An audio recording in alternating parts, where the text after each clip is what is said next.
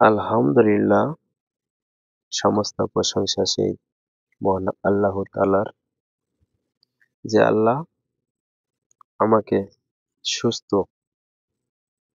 একজন মানুষ হিসেবে তৈরি করেছেন। সেই আল্লাহর প্রতি অবশ্যই আমাদের শুকরিয়া আদায় করা দরকার। এই জন্যই যে কোনো পরিস্থিতিতে আমাকে আপনাকে সেই আল্লাহ তাআলার শুকরিয়া আদায় করা দরকার। আলহামদুলিল্লাহ, আলহামদুলিল্লাহ, আলহামদুলিল্লাহ। আল্লাহ এই আলহামদুলিল্লাহ শব্দের যে একটা ফজিলত দিয়েছে, এটা কিন্তু আমরা বুঝতে পারি না।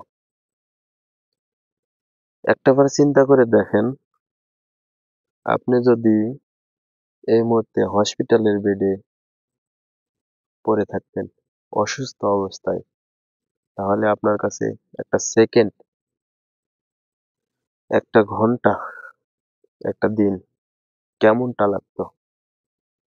কিন্তু আল্লাহ আপনাকে সেই অবস্থায় রাখেনি।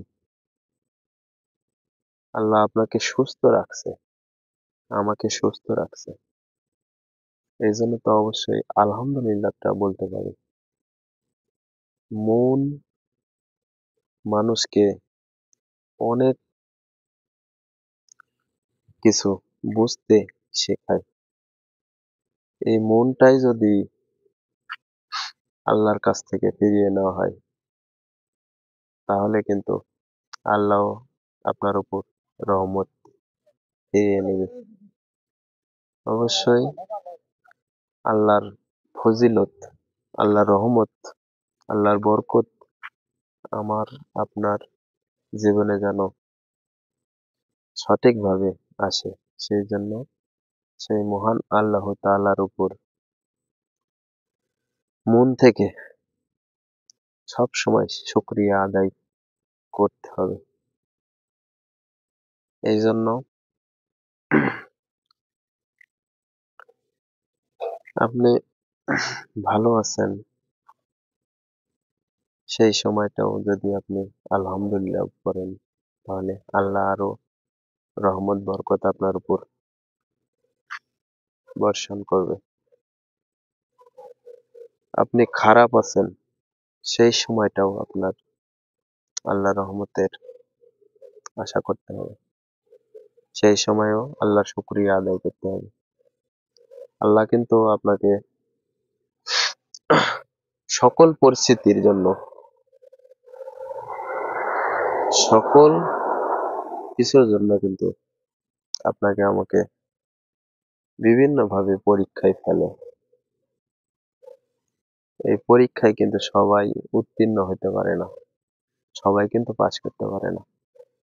অনেক সময় দেখা যায় কোনো বিপদে পড়লে আমরা কিন্তু আল্লাহর উপর নিরাশ হয়ে যাই, আল্লাহর উপর অখুশি হই। এটা কিন্তু ঠিক না।